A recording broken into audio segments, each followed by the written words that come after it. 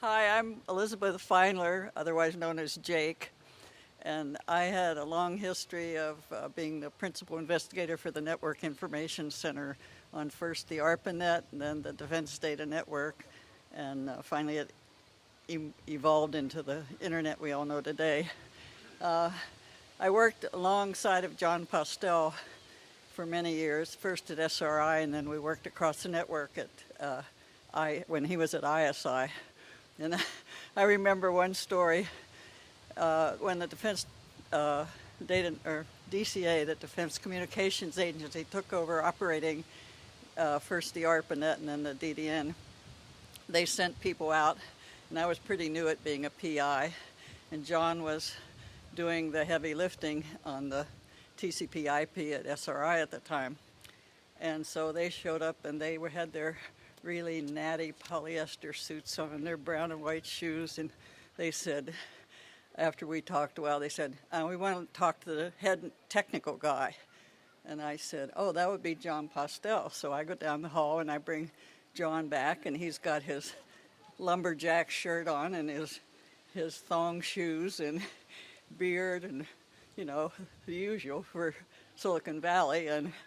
And so they talked for a few minutes, and then the head guy kept going like this, and he wanted to talk to me out in the hall. So he went out in the hall and he said, I want to talk to the head guy. And I said, that's him, John Postel. and then, so they never would believe that this was the guy that knew all there was to know about TCP IP because he didn't wear polyester suits and brown and white shoes. So thank God for John Postel. Here's your glass bag. The safe way out is to go around the grass. There we go. We'll help you down. Oh, thank you.